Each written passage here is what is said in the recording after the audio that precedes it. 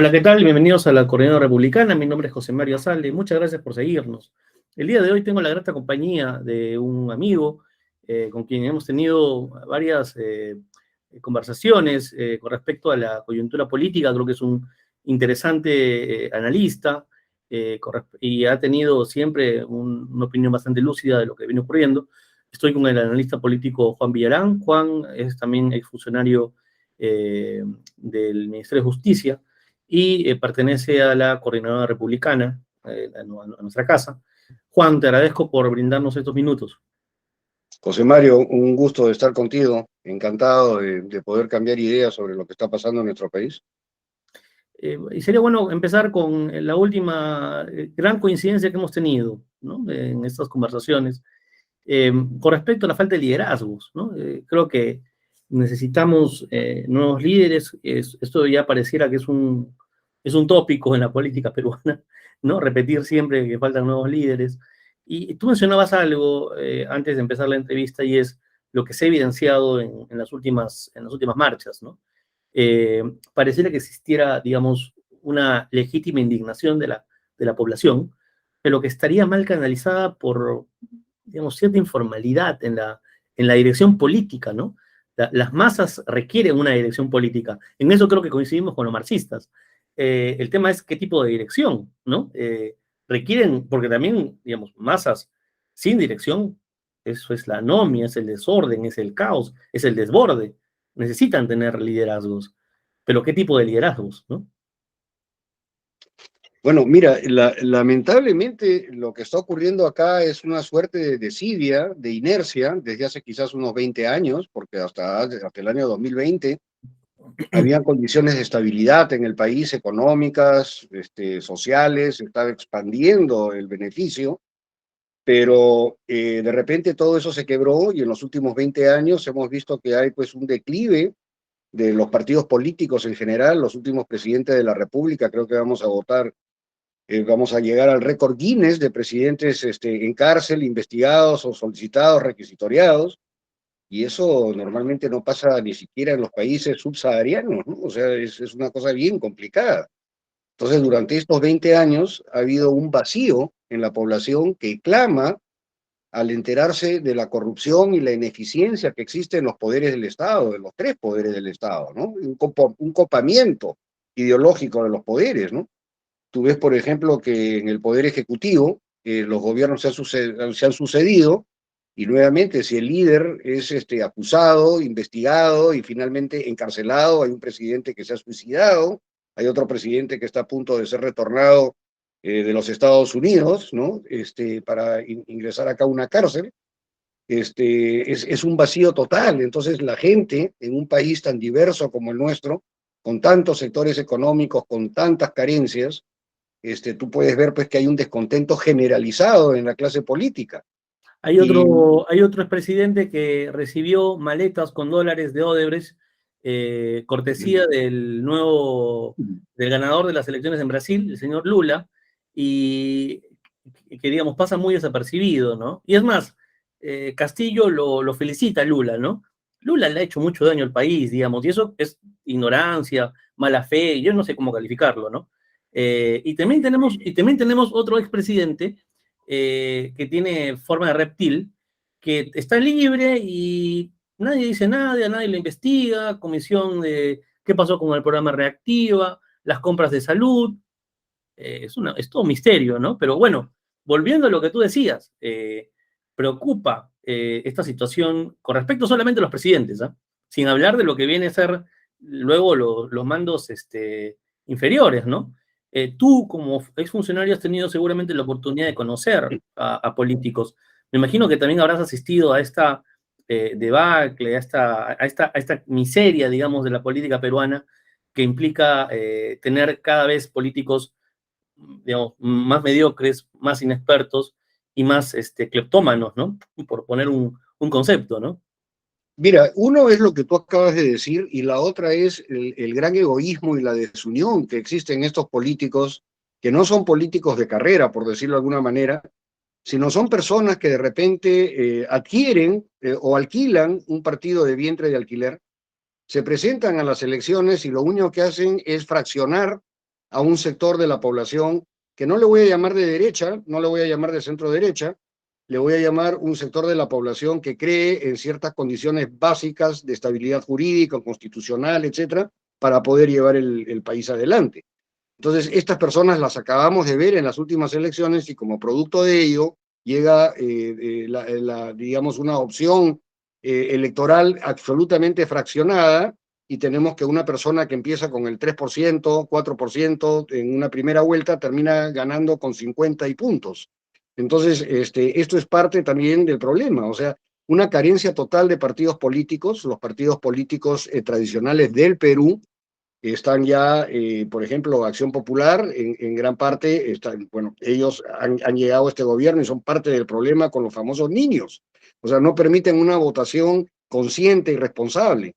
El PPC dejó de existir, el APRA se acaba de volver a formar, Fuerza Popular es el único partido quizás que mantiene un sector sólido, pero también tiene problemas internos. Entonces, los partidos tradicionales en este momento o han desaparecido y los nuevos políticos que ingresan son aquellos que de alguna forma pueden adquirir un partido o alquilarlo y el resultado es ¿no? Fraccionan la votación, existe una desunión y la gente al interior del país sigue viendo corrupción extrema, sigue viendo que el progreso no les llega y que la descentralización es simplemente un saludo a la bandera y en consecuencia pues tienes un caos político en el país y eso es lo que está sucediendo, ¿no? Entonces, mira, la última elección importante en el Perú ha sido por la alcaldía de Lima, ¿no? Un partido nuevo, con este señor López Aliaga, que también ha ingresado a un partido que no era el suyo, que lo ha, no voy a decir alquilado, lo ha tomado, y ahora está enfrentando dentro de 2 meses el asumir una ciudad caótica, inmensa, porque son 12 millones de personas, con la peor infraestructura de Latinoamérica y con planes de campaña que le van a, de alguna manera, restringir el poder hacer una gestión eficiente en el sentido de que, por ejemplo, las competencias, él ha tomado competencias en seguridad ciudadana que no le corresponden sino a la Policía Nacional, en tránsito, que es un gran problema en Lima, son competencias que tampoco son del alcalde, sino son de la ATU, y sobre todo para cualquier otro plan que él pueda tener de poder reactivar la ciudad. Y es una persona políticamente inexperta, ¿no? También, no hay que Totalmente olvidar eso. inexperta. O sea, es una persona que ha tenido, creo, un relativo éxito como empresario, pero eso no garantiza que sea un eficiente líder político y gestor, ¿no? Las dinámicas de la política no suelen ser iguales que las de una empresa, ¿no? Y es el que más ha resaltado porque ha ganado la alcaldía de Lima. Entonces, si tú vas en esa pirámide hacia abajo, tú vas a ver que el Perú está fraccionado en una serie de movimientos regionales sin presencia de partidos políticos. Están ganando los movimientos regionales en diferentes sitios y todo eso pues es una especie de torre de Babel política, ¿no? Entonces, ante estas cosas, tú ves que hasta en la misma protesta se comienzan a presentar suerte de promotores o de líderes inexpertos, pero solamente pueden aglutinar al mismo sector de la población, que es el mismo sector que siempre va y protesta, y no logran convocar a los gremios, no logran darle satisfacción a la gran masa del Perú profundo, por decirlo de una manera, que sigue pensando el 35-36% en favor de Castillo, y no hay ningún líder que pueda ir a hacer la contraparte y explicar el problema, no en términos de fuera, Castillo fuera, y etcétera, por el estilo, sino darle satisfacción a toda la... Hacer docencia política, creo que ese es el término, ¿no? Sí, hacer docencia política. La palabra política en el Perú, en muchos sitios, ya prácticamente es un insulto. O sea, la gente ha Claro, pensado que el no político, ¿no? El político es yo no soy político, no vengo no, pero no es así. Ser político no es un insulto. Depende cómo sea tu actuación, ¿no? Puede ser un gran político, también puede ser un pillo, ¿no? Yo estoy plenamente de acuerdo contigo y el gobierno tiene una agenda política, creo, y la agenda es su asamblea, ¿no?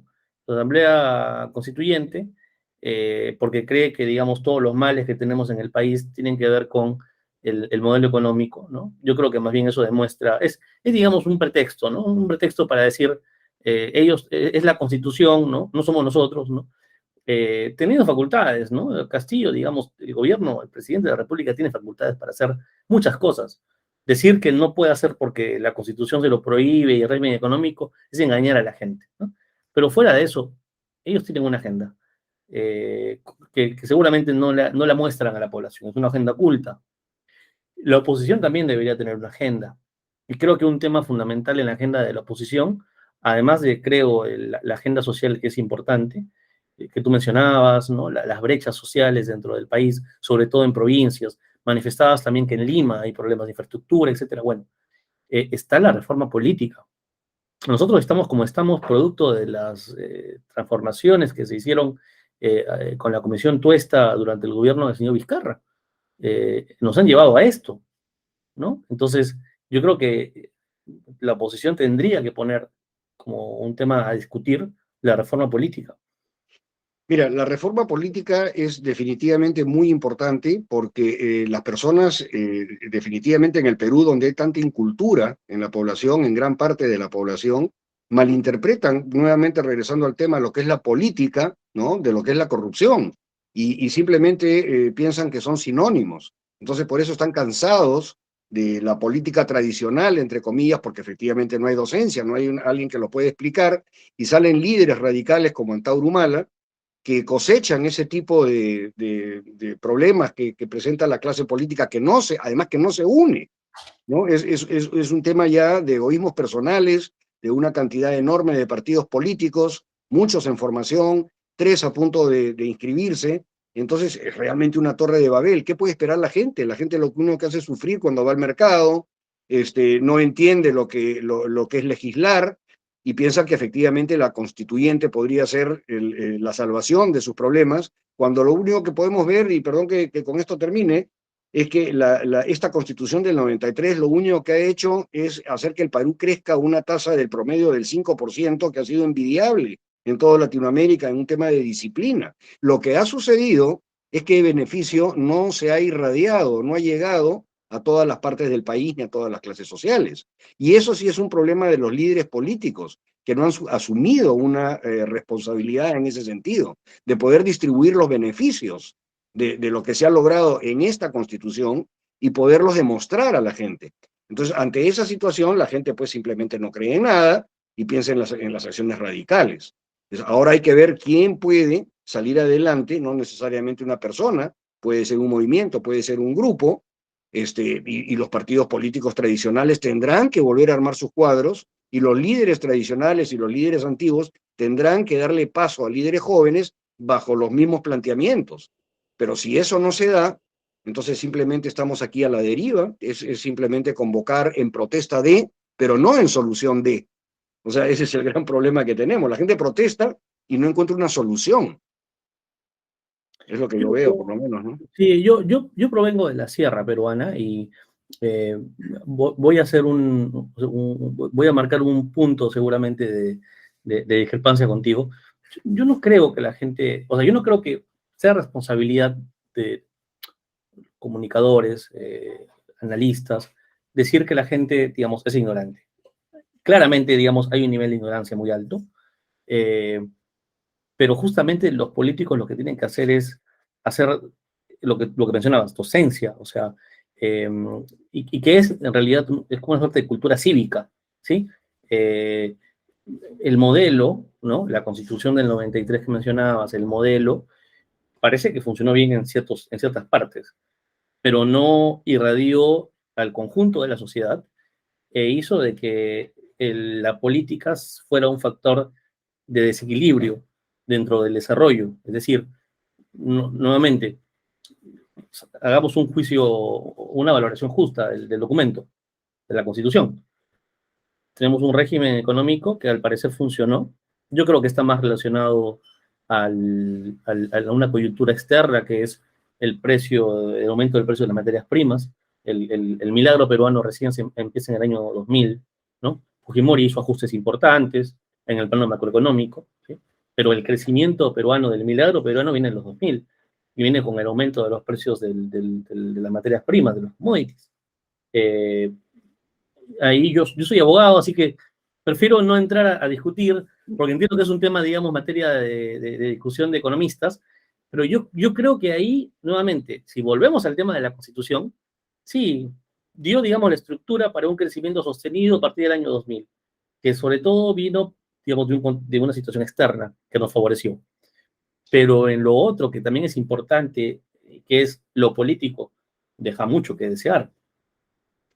Mira, en realidad no tenemos una discrepancia. Yo cuando me refiero a la ignorancia, no me refiero en la forma peyorativa que se podría entender, sino me refiero en términos de una falta de acceso a la información fidedigna dentro del país. O sea, ha habido demasiada manipulación de la prensa, de una prensa quizás de una forma irresponsable.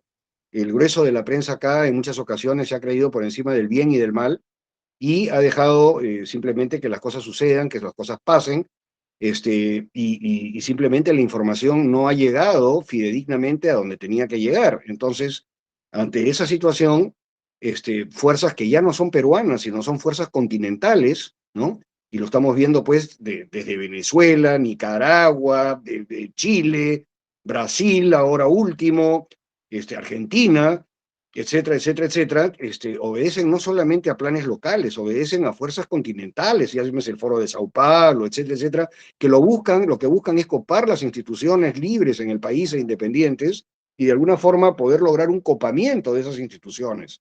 Entonces, al hacer eso y al fallar las fuerzas opositoras a eso, digamos, las fuerzas democráticas, el pueblo peruano no ha tenido un acceso a la información adecuado, fidedigno y correcto.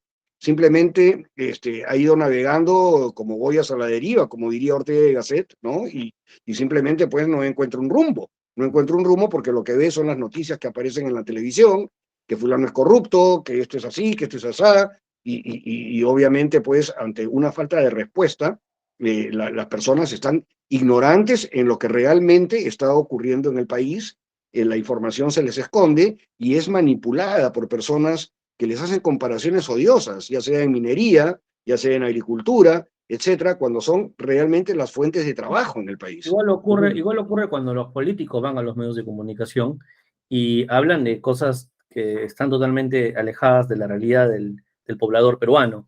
Es decir, para nosotros puede resultar importante como tema de estudio y también, no sé, como una cuestión vinculada a un tema constitucional, el tema de la cuestión de confianza. Pero la realidad del poblador peruano, no sé, que vive en el campo, es cómo puedo lograr aumentar mi productividad, puedo asociarme, qué implica asociarme, qué implica la asociatividad, cómo le doy valor agregado a mis productos, cómo puedo exportar. Esas son las preocupaciones reales, por ejemplo, del trabajador del campo, ¿no?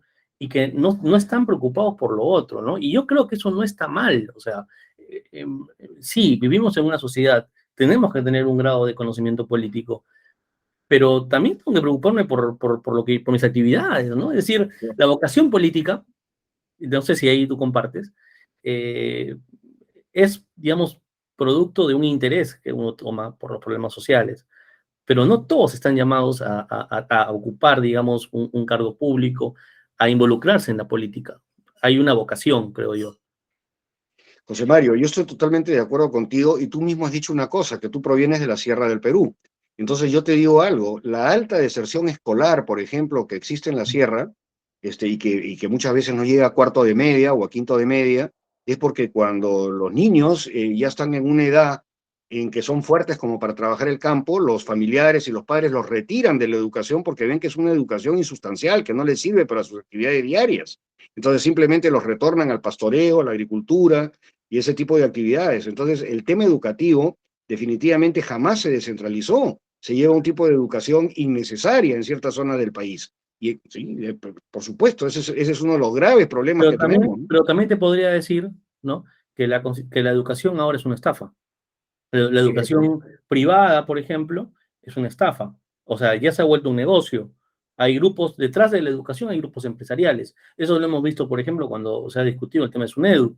Igual ocurre con la educación escolar. O sea, ya hay, digamos, corporaciones que ofrecen servicios educativos como que fueran, digamos, no sé, sacar títulos, digamos, como un trámite, ¿no? Donde no hay una real formación cívica, ciudadana, política, este, los forman para entrar a la universidad y ejercer una carrera técnica, pero no les dan una formación, creo que ni cívica ni humanística, que es lo que se necesita para la formación de la conciencia crítica. Sin conciencia crítica estamos muy jodidos. Mira, Necesitamos gente que tenga conciencia crítica, porque eso es lo que hace, al menos, tú puedes de repente no tener, de repente no tenemos el PhD en Harvard, ¿no? Pero al menos tienes conciencia crítica, tienes un juicio, ¿no? Y eso te lo forma, creo, la escuela, la familia. Y eso es lo que falta ahora, ¿no? yo estoy 100% de acuerdo contigo y lo mismo que tú trasladas en lo que estoy de acuerdo por esta cantidad de corporaciones educativas que están saliendo para hacer un negocio, pero por último son privadas y los alumnos y los padres escogen si los ponen ahí o no. Pero si tú trasladas eso a la educación pública, entonces ya no solamente es un tema de negocios, es un tema de ideología. Y comienzas a entrar efectivamente que en la currícula escolar, tanto privada como pública, tú no tienes el tema de los valores, tú no tienes el tema, por ejemplo, de la libertad de los padres a escoger sobre la educación de sus hijos, etcétera. Y si lo trasladas inclusive a materias económicas, como estábamos hablando en la escuela pública, secundaria, ni siquiera estamos llegando a la técnica. Tú te vas a dar cuenta que la cantidad de materias que se estudian en las currículas en las diferentes regiones del Perú son absolutamente innecesarias para el medio donde las personas se desarrollan. Entonces se requiere. Si tú crees que Castillo, la llegada al poder de Profesor, el entre profesor comillas, Castillo. ¿no? Un profesor, campesino, rondero, ¿no? Tiene todos los títulos, ¿no? Sindicalista. ¿Tú crees que la llegada al poder de un hombre con estas características y a partir del gobierno desastroso que está haciendo, ¿tú crees que eso nos manda una señal de, oye, para que alguien llegue al poder, tiene que ser una persona con una gran formación? No podemos dejar que una persona improvisada llegue al poder. Pero por otro lado, yo no estoy de acuerdo con el señor Lula da Silva, creo que le ha hecho un gran daño al país, pero si vemos, digamos, el primer gobierno de Lula en números, los números son positivos. Y el señor Lula es, digamos, un obrero metalúrgico. Eh, ¿Eso qué quiere decir? Te lo pongo como ejemplo porque yo no entiendo. O sea, Castillo es un inepto.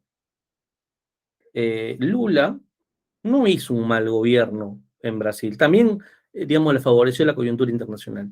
Pero no hizo un mal gobierno. Hablo de Brasil, no hablo de Odebrecht, no hablo de la corrupción. Hablo de sacar gente de la extrema pobreza, hablo de ese tipo de cosas. Es decir, para llegar al poder, para que alguien llegue al poder, ¿tiene que tener una formación o no? Bueno, definitivamente tiene que tener una formación y la formación, el problema de la formación es que en algún momento de la vida se va a encontrar en un cruce de caminos en que si torna hacia a la parte productiva, empresarial, a la parte de generación de trabajo, a eso, o si tiende hacia la izquierda, y no es por hablar de izquierdas y derechas, sino me refería a la bifurcación del camino, y está yendo a temas anquilosados que no funcionan simplemente. En el caso de Lula, Brasil es un país prácticamente ya del tamaño de los Estados Unidos con todo tipo de producción interna de primer orden, etcétera, pero por lo mismo que es un país tan grande, ¿no? Definitivamente va a ser más difícil para una persona con poca preparación y con poca visión de esta, digamos, visión de lo que es la economía y de lo de la generación de trabajo y las libertades y todo, poder hacer un gobierno exitoso.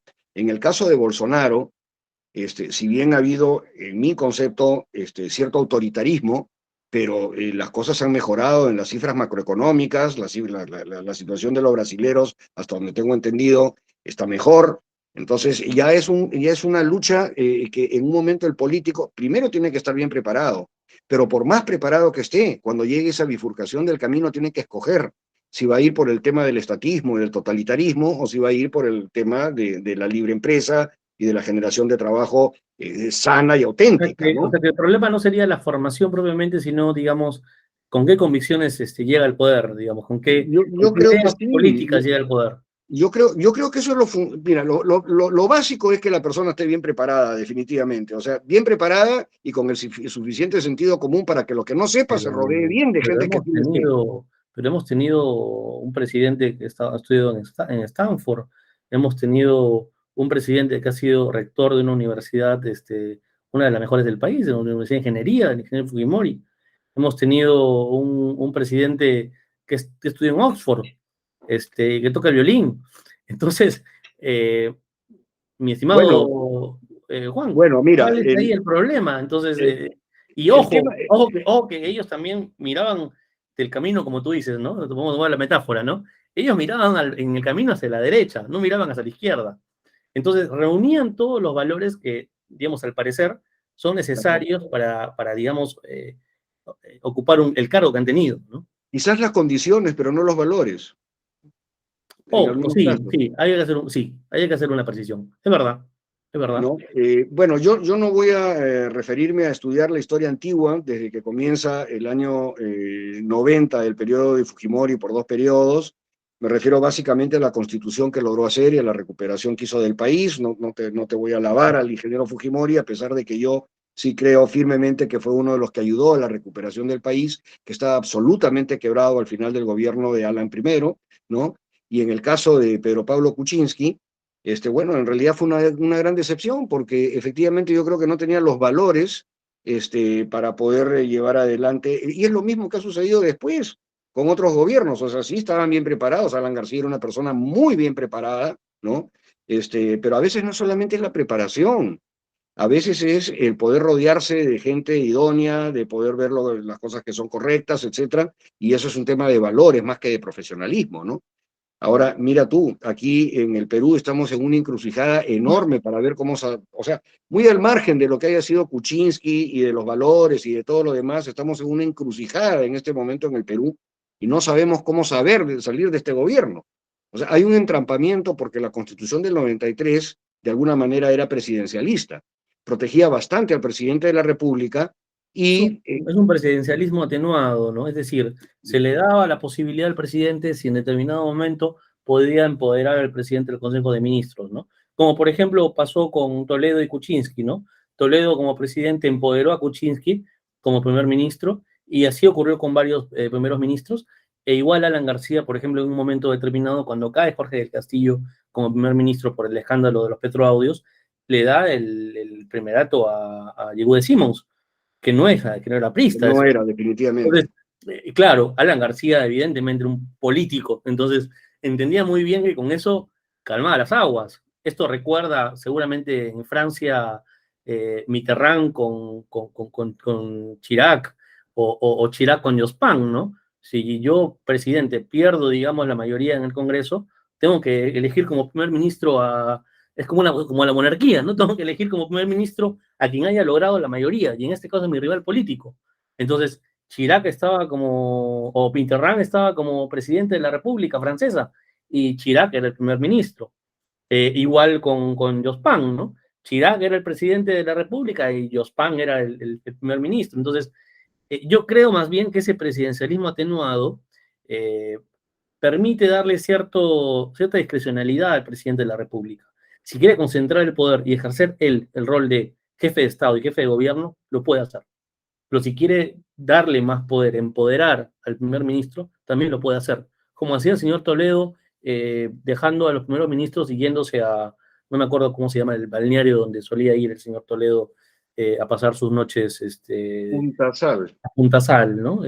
Bueno, podía hacerlo. La Constitución se lo permitía al menos, ¿no? Mira, regresando al tema, el tema en este momento entre Pedro Castillo y Aníbal Torres, ¿ya? No se da tanto por esa dicotomía que tú estás mencionando, porque los dos son de la misma banda, vamos a decirlo de alguna forma, ¿no? Son de la misma banda, entonces el problema está en este momento en cómo salimos de esta banda, porque el país está entrando el país puede entrar en guerra civil, José Mario, el país puede entrar en guerra civil, definitivamente. O sea, las fuerzas que hay Ojo, acá, ojo, no estamos llamando, después no nos van a no, no, denunciar, no, ¿eh? no, No no, estamos llamando a la guerra civil, estamos para describiendo nada, para un nada. escenario hipotético. Totalmente hipotético. Además, las Fuerzas Armadas ya han dicho que ellos definitivamente no son deliberantes y que van a actuar de acuerdo a la Constitución. O sea, eso está clarísimo. Pero la efervescencia que hay a nivel de la población, la carestía de la vida, etcétera, etcétera, etcétera, en cualquier momento puede eso explosionar.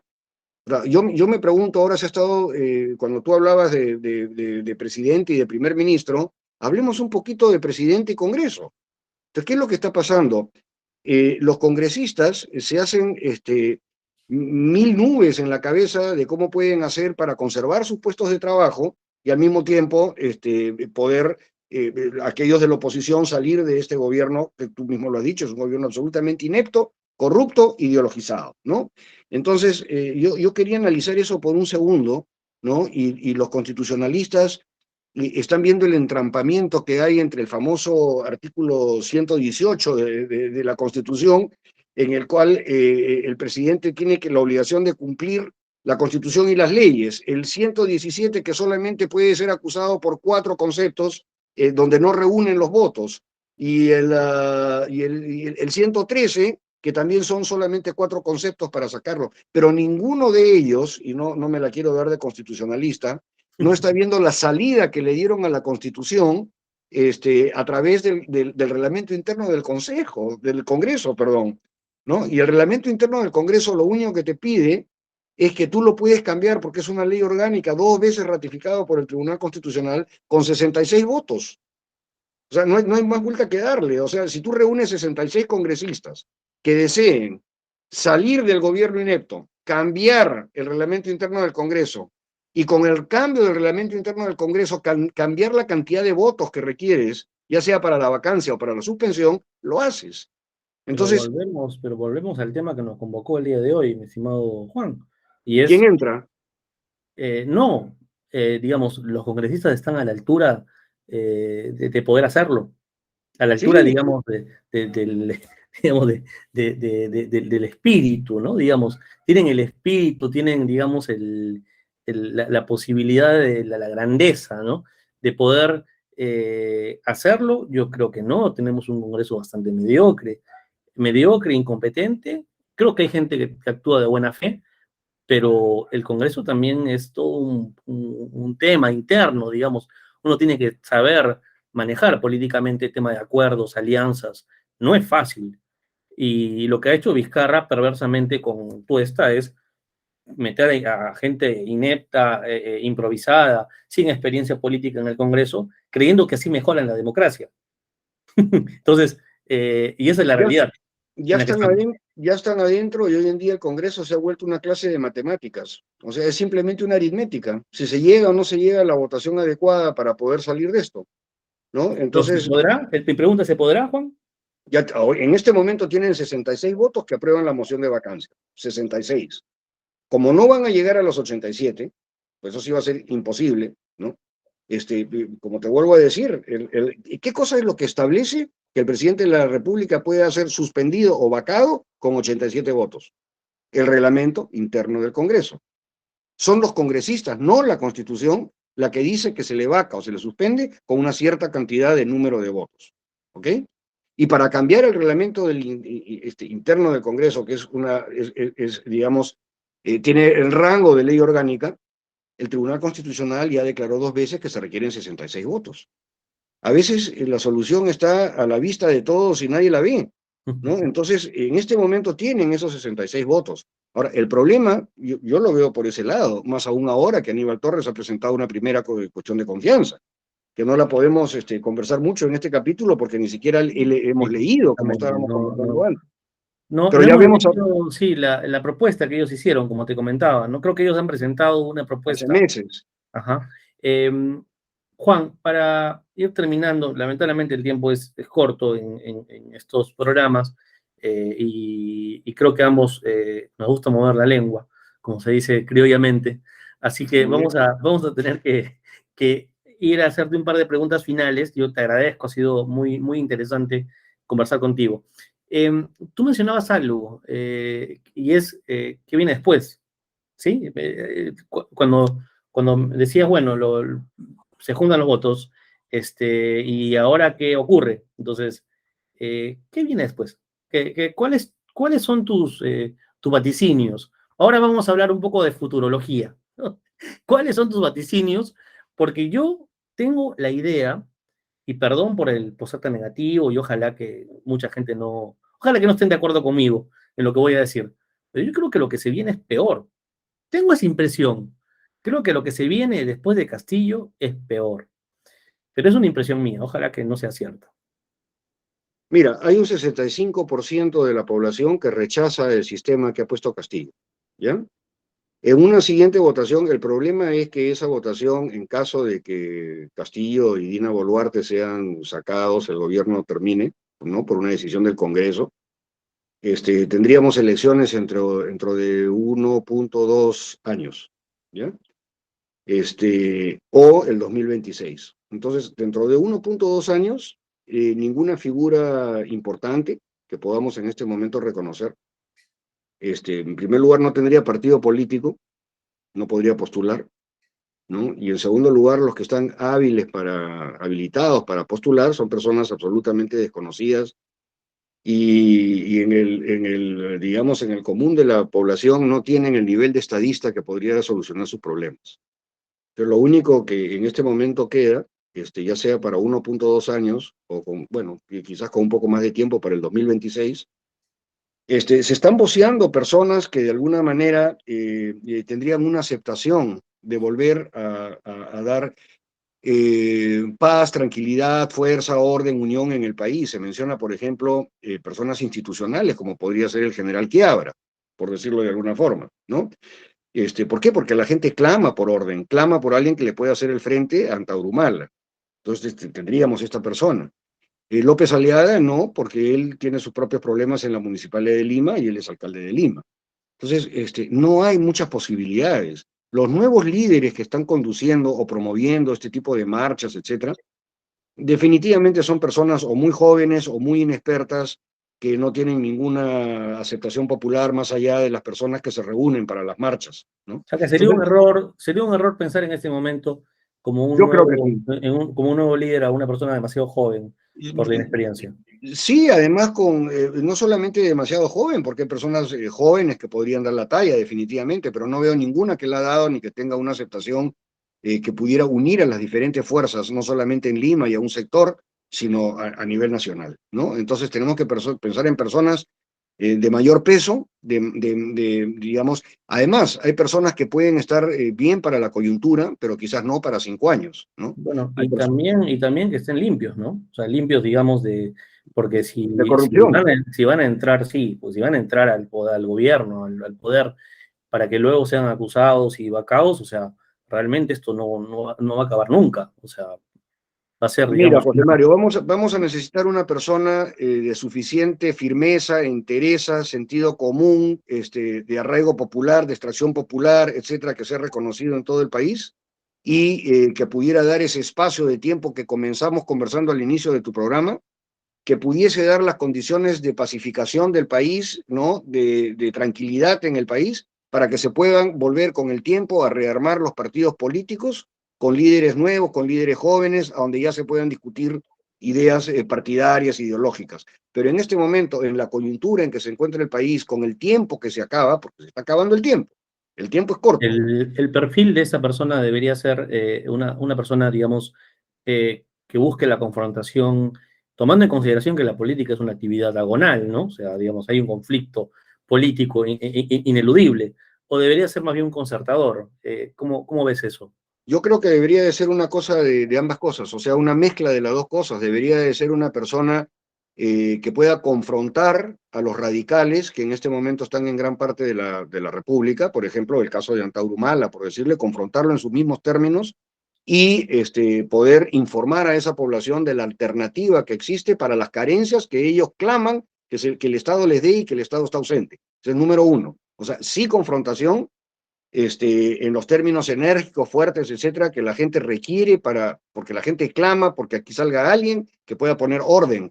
Ya una vez que tengamos eso, también tiene que tener la otra faceta, la faceta política que se puede abrir a una serie de sectores de experiencia empresariales, gremiales, de obreros, o sea, inclusive al Perú profundo, que tenga un extracto popular, no solamente que llegue a la gente, digamos, de los sectores marginados, sino que también de alguna forma provenga de esos sectores, ¿no? Alguien que conozca del tema. Entonces ahí vamos a tener una confrontación, una mezcla entre Lula y Bolsonaro. Por un lado tiene que ser una persona firme que ponga autoridad y que le dé el tiempo necesario para que los partidos políticos se puedan reorganizar, arreglar sus problemas internos, y de allí entrar a una confrontación electoral o a una contienda electoral el año 2026, pero para el tema de la coyuntura. Necesitamos unión entre todos los peruanos y una persona con firmeza, con fortaleza, que pueda dar ese tipo de solución o de paz. La Es lo última que yo pregunta, creo, por lo menos. ¿Ah? la última pregunta, Juan. ¿Te preocupa Antauro Humala? Sí, me preocupa bastante Antauro Humala, hay mucha gente que lo minimiza. Yo no creo que tenga tantos seguidores, pero si se une, por ejemplo, con personas como Bermejo, ¿no? Que se acaba de salir de Perú Libre, ¿no? Y adquiere logra hacer un partido político, va a encauzar todo este clamor de insatisfacción que hay en el país. O sea que sí, de preocuparme me preocupa. Y creo que los radicales en general sí me preocupan. El Perú es bien explosivo, ¿no? Entonces tú ves que de repente una persona, a pesar de que haya ganado con fraude o sin fraude, tú la ves pasar del 3% al 50% en un mes y medio. Entonces, Antauro, a pesar de que es un loco, es un desquiciado, etcétera, pero de alguna forma tiene un arraigo en una base Eh, popular a mí absolutamente también, violenta. a mí me causa solidaridad las personas que tienen problemas de salud mental. Ajá, Y es hacerle un favor al señor Antauro decirle ese tipo de cosas, ¿no? Porque creo que es algo peor que eso. O sea, creo que es algo que tiene que ver con el fascismo. Yo creo que Antauro Mal es un fascista. Es un eso. fascista que cree en la superioridad de la raza cobriza, tiene ideas trasnochadas en materia económica, de una suerte de nacionalismo económico. Seguramente Antauro Malo debe ser lo más parecido a, no sé, el dictador de Corea del Norte, ¿no? Me imagino que su paradigma debe ser más o menos ese, ¿no? Pero es una persona nefasta para la democracia. Cómo lo confrontas? Ese es un sujeto peligroso. Pues, yo estoy de Él es un acuerdo sujeto contigo. peligroso. Y creo que la clase política no le está prestando, y creo que compartimos en ese sentido también, cien para por variar, mi ciento querido Juan, no le están prestando la atención debida. Y por eso yo decía que para mí lo que se viene puede ser peor. En ese sentido, sí, yo concuerdo totalmente contigo y yo creo que la población debe estar más unida que nunca, inclusive con sus fuerzas policiales y con sus fuerzas armadas, porque estos fascistas, ¿no? A veces terminan, y sobre todo si el fascismo es de izquierda, ¿no? Por llamarlo de alguna manera, ¿no? Ellos tienden a denigrar a las policías. En el Perú solamente hay una policía, ojo, en Argentina, en Estados Unidos, en Francia, hay varias policías. En el Perú tenemos una sola, un solo ejército, una sola marina y una sola aviación. Y estas fuerzas radicales, izquierdistas, fascistas, tienden por lo general a denigrarlas, a confrontarlas contra la población democrática. ¿Con qué objeto? Con crear ejércitos populares, ya Sí, sea a través de... recordemos, completamente de acuerdo, recordemos cómo surge el fascismo en Italia. Mussolini sale del Partido Socialista Ujú. y junta todo el lumpen del Partido Socialista a las fuerzas de choque, a los borrachos, a todos, digamos, los que eran figuras, digamos, poco disciplinadas dentro Marginada del por la partido, sociedad. ¿no? Se junta con todo el lumpen del Partido Socialista y funda el fascismo a través de fuerzas de choque que son los fascios de combatimiento, ¿no? Yo veo una secuencia muy parecida en el caso del señor Pero por Antauro supuesto, Humala. Entonces, es que el tema ahí hay que saber historia, ¿no? Hay que saber historia y hay que ver que él lo que va a hacer es va a sacar sus fascios, ¿no? Va a sacar sus brigadas, no sé cómo lo llamará, reservistas, que van a actuar como un tipo de fuerza parapolicial. Van a armar seguramente sus SA, ¿no? Y luego tendrán sus SS. Antauro Humala, es que la gente no cree que es broma, pero está más cercano a Mussolini y a Hitler que otras cosas. Entonces, si no se logra entender eso, estamos en una situación muy peligrosa. yo lo entiendo perfectamente bien, yo no puedo minimizar, por eso es que yo te decía, cuando tú me decías, ¿qué se viene para adelante? Se vienen dos cosas, se viene un problema de coyuntura que tenemos que resolver de inmediato para neutralizar a radicales como Humala, confrontarlos y a la vez que sea político para poder de alguna manera dialogar con las demás fuerzas y entregue el poder el año 2026 con una patria o con un país más pacificado, más tranquilo, pero de ninguna manera se puede minimizar a personas como Antauro Humala. Además Pero, que ellos tienen en su poder muchísimas armas, ¿no? y para cerrar, yo creo, Juan, que hemos entrado ya a otra dinámica dentro de la política peruana. Esos años de relativa estabilidad que hemos tenido, de fragilidad institucional, porque también, digamos, siempre se discutía, hay que vacar a Toledo, hay que vacar a García, o sea, siempre eso estuvo ahí, ¿no? Rondando. Pero creo que estamos entrando en una nueva fase donde se vienen, como diría Vargas Llosa, tiempos recios, o sea, se vienen momentos complicados donde la democracia va a estar en juego, y yo creo que, y ahí sí discrepo, yo no creo que el año 2026 venga un nuevo gobierno que pacifique, uy, no, yo creo que estamos entrando nuevamente en la misma dinámica de la lucha por el poder por grupos sectarios, maximalistas, que no piensan en el país, piensan, digamos, en sus proyectos ideológicos. Eso hay que terminarlo. Y creo que eso viene de izquierda y de derecha, por si acaso. cien Ahí por sí ciento de yo... acuerdo contigo. Eso es lo que tenemos que crear las condiciones para que eso no ocurra. Pero no lo vamos a lograr con líderes improvisados, etcétera. Se va a necesitar algo.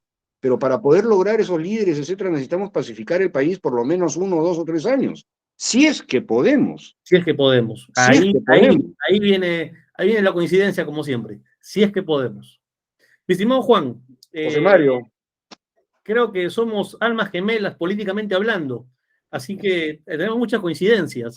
Espero que no sea la última vez que podamos conversar. Seguramente ya hablaremos de lo que está ocurriendo ahora, que como tú dices, es todavía muy fresco para poder sacar alguna conclusión. Hay un pedido de cuestión de confianza del primer ministro Torres, Torres. Vamos a ver qué ocurre. Mi querido Juan, espero poder continuar charlando contigo en una próxima ocasión. un abrazo, José Mario.